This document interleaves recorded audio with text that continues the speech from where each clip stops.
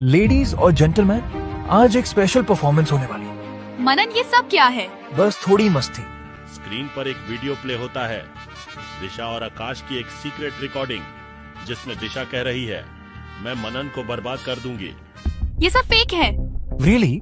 तुमने तो कहा था कि तुम मुझसे प्यार करती हो, तो फिर ये सब क्या था? दिशा चिल्लाती है, भीड़ उसे चिढ़ाने लगती है, वो गुस्से में स्टेज से भाग जाती है। क्यों किया आखिर मनन ने ऐसा? बदला लेने के लिए कहीं और भी रास्ते थे।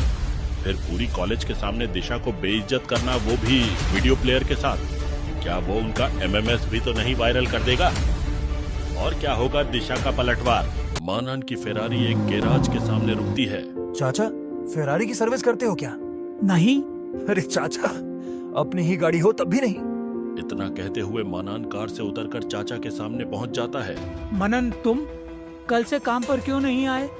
और ये गाड़ी किसकी है? कॉलेज में काम था, इसीलिए नहीं आ पाया। और सुनो, मेरी लॉटरी लग गई है। कल से ना मैं काम पर आऊंगा और ना ही आप। क्या बकवास कर रहा है? सच कह रहा हूँ। आपकी भी उम्र हो गई है, अब आप आराम करो। मैं आपको हर महीने 50,000 दिया करूंगा, लेकिन अब आप काम नहीं करोगे। 50,000? पागल तो नहीं हो गया? नहीं चाचा, बताया ना कि लॉटरी लग गई है। और मेरी लॉटरी मतलब आपकी भी। आपने मुझे हमेशा सहारा दिया, अब मेरी बारी है। अब आप ऐश करो, थाईलैंड जाओ, रूस जाओ, घूमो। आजकल कौन करता है किसी के लिए इतना? मैं तो तेरा सगा भी नहीं हूँ। यही फर्क होता है चाचा। अमीर पैसे से गरीब को हटाने की सोचता है और गरीब पैसे से गरीबी मिटाने की। अब आप टेंशन फ्री जो। हाँ। अपनी चाची से डांट पड़वाएगा। इतने में मनन का फोन बजता है। स्क्रीन पर नाम दिखता है, दिशा's डैड। हेलो। कुछ ज्यादा ही अकड़ आ गई है तुझमें। याद नहीं कैसे तुझे और तेरी मां को धक्के मारकर घर से निकाला था?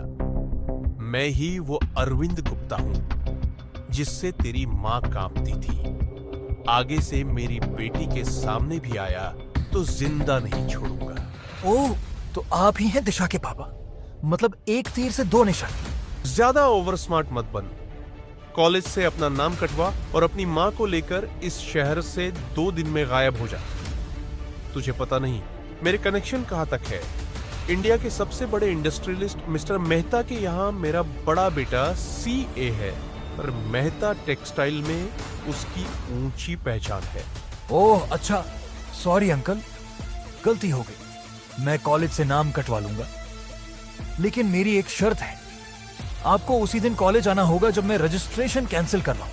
8 मार्च। क्या करने वाला था मनन ऐसा 8 मार्च को? क्या वो सबक सिखाएगा दिशा के पापा को, या आकाश चल देगा कोई और ही चाल?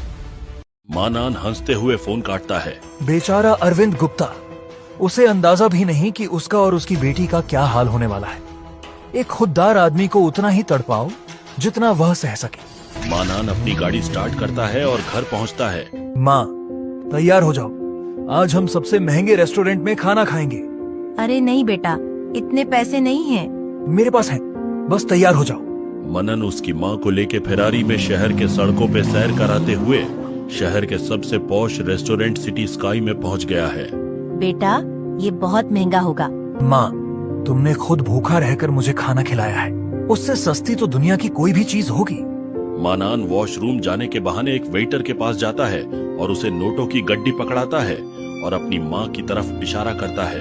उस लेडी की क्वीन ट्रीटमेंट होनी चाहिए। Sure sir. मनन वापस आकर टेबल पर बैठता है। अचानक एक लाइव म्यूजिक बैंड आता है। माँ के पीछे खड़े होकर बजाते हैं, happy birthday mummy, world's best mummy.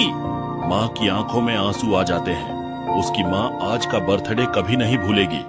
लेकिन तभी एक आदमी सामने के टेबल से मनन और उसकी माँ को देख रहा होता है।